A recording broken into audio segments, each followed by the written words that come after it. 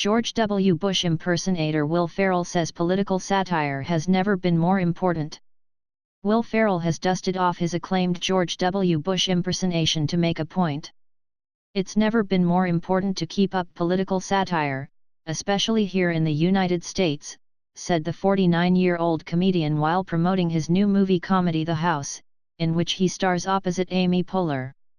Ferrell resurrected of his iconic Saturday Night Live character in April when he heard Full Frontal's Samantha Bee was hosting a Not the White House Correspondents' Dinner. It is funny to be in that position where he now seems to be the voice of reason. To go, hey, as messed up as you thought my presidency was, look at where we are now, says the actor, in a reference to the approval ratings of present incumbent, Donald Trump, the least popular POTUS in modern history. Some ex-presidents, however, appear to be off-limits even for comedians. Plans for a Ronald Reagan Alzheimer's comedy, to have been produced by Ferrell's longtime creative partner, Adam McKay, have been shelved in the wake of a social media firestorm. That was a script I had been given and was just starting to read. It wasn't set up anywhere, says Ferrell. Who knows, we may return to it at some point.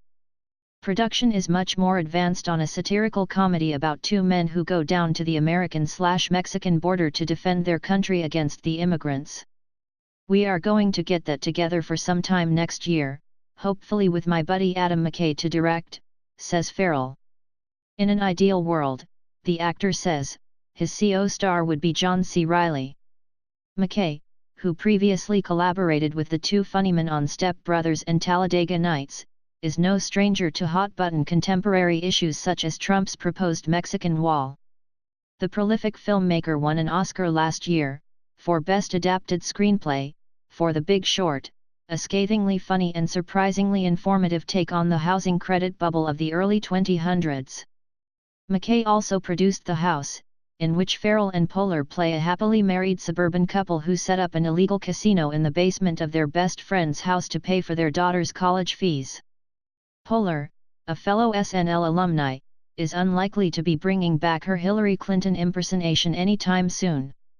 In her acceptance speech at Glamour UK's Women of the Year's Awards in London earlier this month, the usually prolific writer-actor-producer said she had accomplished very little this year and had stayed out of the limelight on purpose, because the political climate had been a nightmare.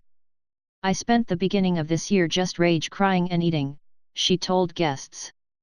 Poehler, who supported Clinton's failed presidential campaign, said she felt silly accepting the award. But in the US this year is all about undeserved wins.